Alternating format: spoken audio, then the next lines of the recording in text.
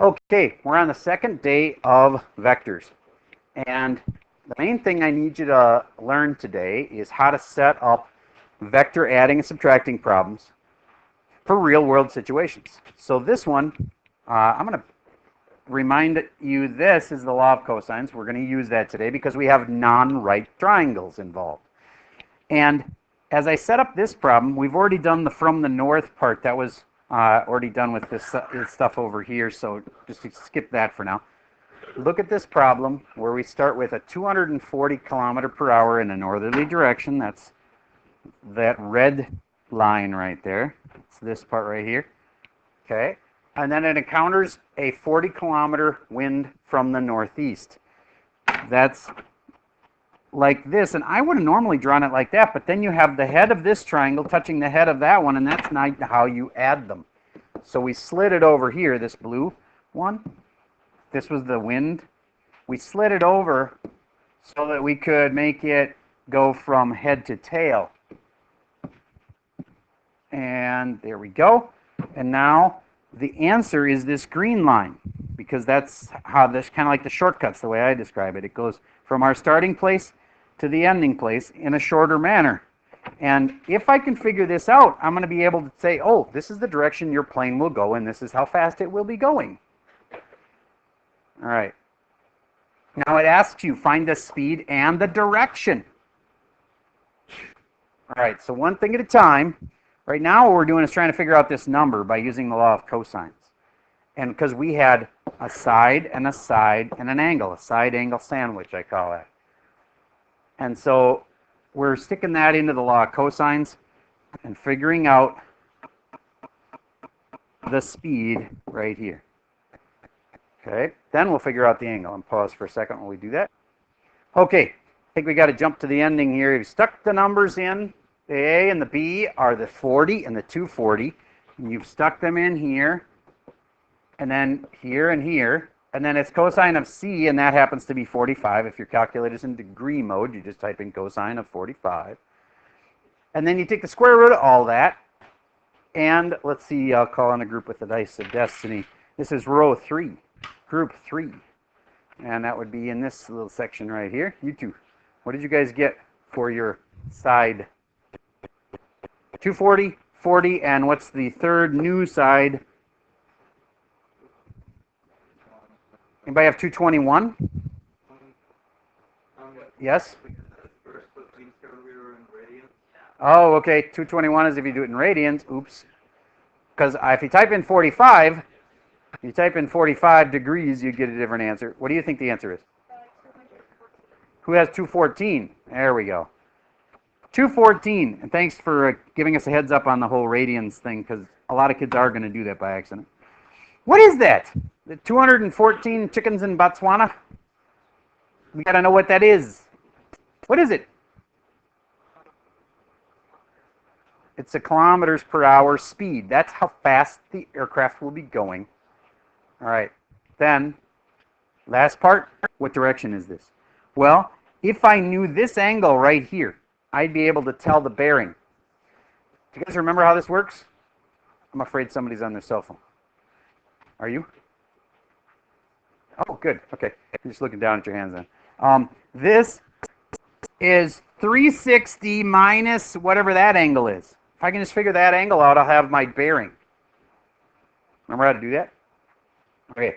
So then, can we use the law of cosines to figure out how big this angle is? Well, we could, but there's probably a better way. Maybe we should use law of sines. Now that we have an angle on the side across from it, figure out this angle right here by using law of sines. Actually, any way you want to figure it out, figure it out. But once I know this angle, that'll tell me the bearing, because my bearing will be 360 minus that. All right, find this little angle right here. I'm going to pause while you try that. Okay, so the angle in question. Well, actually, the answer you really want is what bearing it is. But to find that, D, M, what did you guys get for this little angle right here? Anybody verify 7.6? Excellent. If that angle is 7.6 degrees, then how do you get the final answer? Mr. M? What bearing is it? It's not 7.6.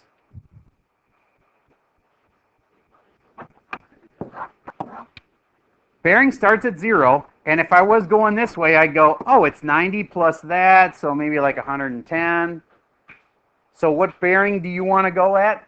You want to go at, if you draw this straight north line, you want to have it be, if that's 7.6 right there, your bearing would be, tell me what to do to get this. 360 minus 7.6. Okay? So the final answer for the direction of the aircraft is, if we did it with true bearings, we would say it was 300 and, help me out, 50 something. 52 point what? Thank you. Here we go. Now, could you have done that by saying north 7 degrees? What direction is this? I think it's west. North 7 degrees west? Yeah, that's an okay answer too. Okay. You see that involved a lot of cool, like, heavy-duty math. You had to understand radians versus degrees. You had to understand the law of cosines. You had to understand bearings. You had to understand what a vector was. You had to understand that the vector was representing a speed. You had to use the law of cosines to figure out that speed. Then you had to figure out what direction he was going. It's pretty intense, and it all comes back to a real-world problem. That's kind of like what we wanted to show you today. The vectors can be used to solve these real-world situations. All right, so getting to our homework for this. I'm going to pause for a second. Okay, so our homework for tonight is from assignment day 2.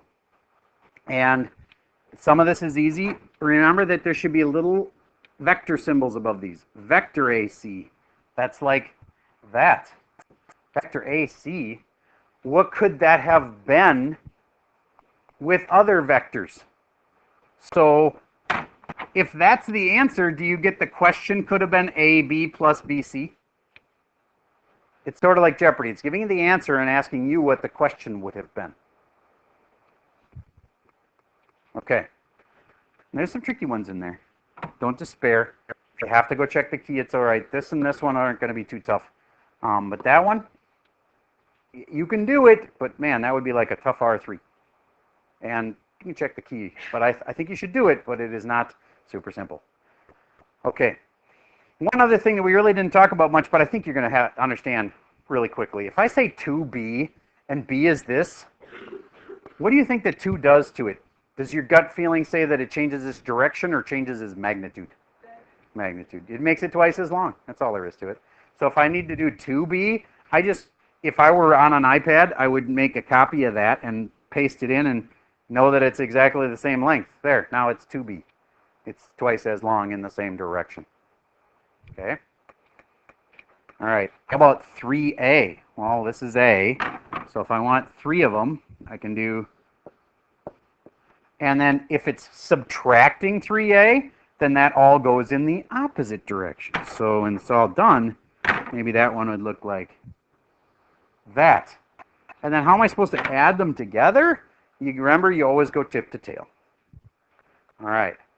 So the I and the J thing that we talked about earlier, we'll get into that a little bit more later. For right now, it's just about adding the vectors.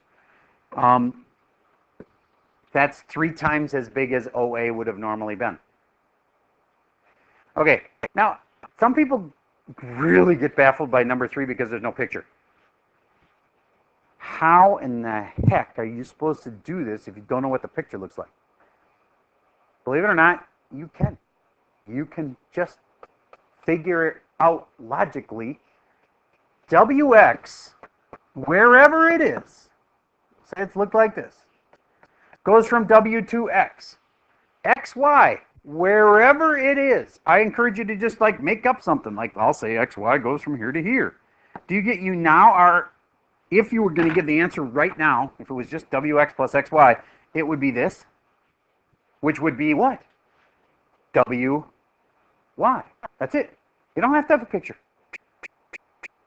So if I were you and doing this problem, I would make up a picture because it'll help you see it. And then the last step is I got to add YW. when you add YW, do you get your back to the same place you were in the first place? How do you say that vector? That is called the zero vector. And it means you don't go any distance. You don't go anywhere. Your vector just sits there. And by the way, the zero vector, this is kind of cheating, it's defined as having every direction. It doesn't move. Zero. So how are you supposed to go zero in a direction? But since vectors have to have a direction, do you get how you could argue that it has no direction, but they just say, well, since it has to have a direction, we'll just say it's every direction. Okay, so the zero vector goes a distance of 0 in every direction. All right. So anyway, you're going to do problem 3, and that'll involve that. And I think I can live without this one. And 3D, a lot of people have trouble with 3D. Definitely need to do number 7 to practice that. And we are skipping 8. And we are skipping 15. We might do that one in class, but for right now, you may skip number 15 here. So basically, you're just doing 3 and 1 and 2. 1, 2, and 3 for tonight's homework. Any questions? All right. I hope you see that today was just a little more advanced from yesterday.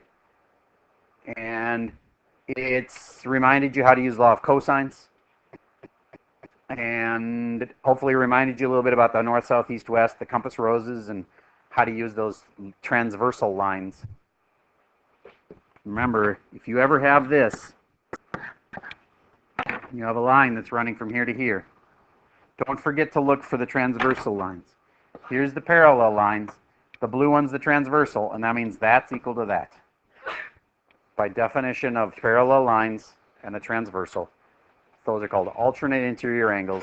That's the ones you want to look for to transfer and go, oh, well, if this is 45, then this has to be 45. And then if that's 45, I can figure out this one because they add up to 90, and that kind of is always the key. Okay, and that's all I got for you for today.